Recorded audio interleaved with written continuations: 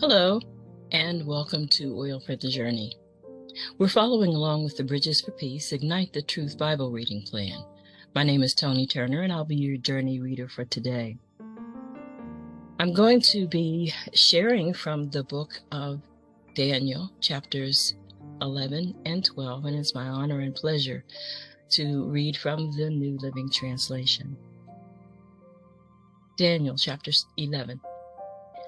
I've been standing beside Michael to support and strengthen him since the first year of the reign of Darius the Mede. Now then, I will reveal the truth to you.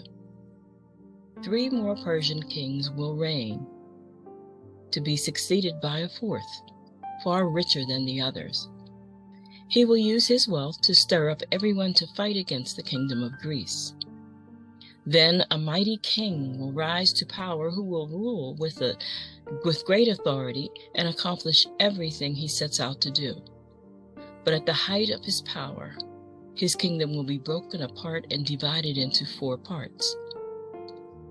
It will not be ruled by the king's descendants, nor will the kingdom hold the authority it once had, for his empire will be uprooted and given to others.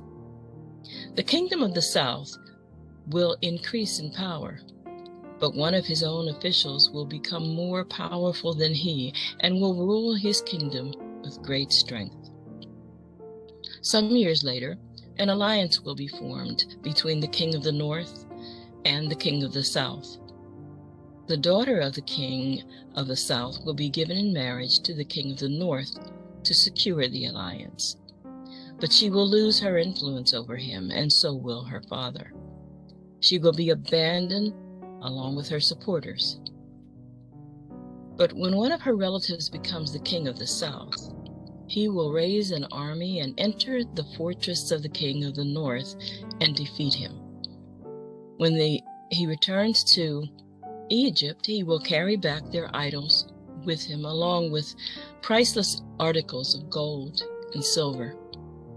For some years afterward, he will leave the king of the north alone. Later, the king of the north will invade the realm of the king of the south, but will soon return to his own land. However, the sons of the king of the north will assemble a mighty army that will advance like a flood and carry the battle as far as the enemy's fortress. Then, in a rage, the king of the south will rally against the vast forces assembled by the king of the north and will defeat them. After the enemy army is swept away, the king of the south will be filled with pride and will execute many thousands of his enemies. But his success will be short-lived. A few years later, the king of the north will return with a fully equipped army far greater than before. At that time, there will be a general uprising against the king of the south. Violent men among your own people will join them in fulfillment of this vision, but they will not succeed. Then the king of the north will come and lay siege to a fortified city and capture it. The best troops of the south will not be able to stand in the face of the onslaught. The king of the north will march onward unopposed. None will be able to stop him. He will pause in the glorious land of Israel, intent on destroying it. And he will make plans to come with the might of his entire kingdom and will form an alliance with the king of the south. He will give him a daughter in marriage in order to overthrow the kingdom from within. But his plan will fail. After this, he will turn his attention to the coastland and conquer many cities. But a commander from another land will put an end to his insolence and cause him to retreat in shame. He will take refuge in his own fortresses, but will stumble and fall and be seen no more. His successor will send out a tax collector to maintain the royal splendor. But after a very brief reign, he will die, though not from anger or in battle. The next to come to power will be a despicable man who is not in line for royal succession. He will slip in when least expected and take over the kingdom by flattery and intrigue. Before him, great armies will be swept away, including a covenant prince. With deceitful promises, he will make various alliances. He will become strong, despite having only a handful of followers. Without warning, he will enter the riches of the areas of the land. Then he will distribute among his followers the plunder and wealth of the rich, something his predecessors had never done. He will plot the overthrow of strongholds, but this will last only for a short time. Then he will stir up his courage and raise a great army against the king of the south. The king of the south will go to battle with a mighty army, but to no avail, for there will be plots against him. His own household will cause his downfall. His army will be swept away, and many will be killed. Seeking nothing but each other's harm, these kings will plot against each other at the conference table, attempting to deceive each other. But it will make no difference, for the end will come at the appointed time. The king of the north will then return home with great riches. On the way, he will set himself against the people of the Holy Covenant, doing much damage before continuing his journey. Then, at the appointed time, he will once again invade the south, but this time, the result will be different. For warships from western coastlands will scare him off, and he will withdraw and return home. But he will vent his anger against the people of the Holy Covenant and reward those who forsake the covenant. His army will take over the temple fortress, pollute the sanctuary, put a stop to the daily sacrifices, and set up the sacrilegious object that causes desecration. He will flatter and win over those who have violated the covenant, but the people who know their God will be strong and will resist him. Wise leaders will give instruction to many, but these teachers will die by fire and sword, or they will be jailed and robbed. During these persecutions, little help will arrive, and many who join them will not be sincere. And some of the wise will fall victim to persecution. In this way, they will be refined and cleansed and made pure until the time of the end. For the appointed time is still to come. The king will do as he pleases, exalting himself and claiming to be better than every god, even blaspheming the God of gods. He will succeed, but only until the time of wrath is completed. For what has been determined will surely take place.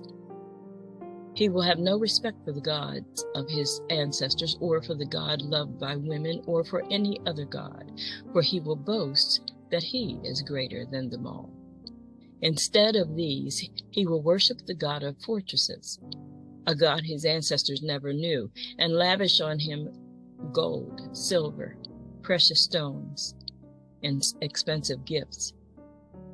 Claiming this foreign god's help, he will attack the strongest fortresses. He will honor those who submit to him, appointing them to positions of authority and dividing the land among them as a reward. Then, at the time of the end, the king of the south will attack the king of the north. The king of the north will storm out with chariots, charioteers, and vast navy. He will invade various lands and sweep through them like a flood. He will enter the glorious land of Israel, and many nations will fall. But Moab, Edom, and the best part of Ammon will escape. He will conquer many countries, and even Egypt will not escape. He will gain control over the gold, silver, and treasures of Egypt, and the Libyans and the Ethiopians will be his servants. But then news from the east and the north will alarm him, and he will set out in a great anger to destroy and obliterate many. He will stop between the glorious mountain and the sea, and will pitch his royal tents. But while he is there, his time will suddenly run out, and no one will help him. chapter 12. At that time, Michael, the archangel, who stands guard over your nation, will arise. Then there will be a time of anguish greater than any since nations first came into existence. But at that time, every one of your people whose name is written in the book will be rescued. Many of those whose bodies lie dead and buried will rise up, some to everlasting life and some to shame and everlasting disgrace. Those who are wise will shine as bright as the sky, and those who lead many to righteousness will shine like the stars forever. But you, Daniel, keep this prophecy a secret. Seal up the book until the time of the end. And many will rush here and there, and knowledge will increase. Then I, Daniel, looked and saw two others standing on opposite banks of the river. One of them asked the man dressed in linen, who was now standing above the river, "How long will it be until these shocking events are over?"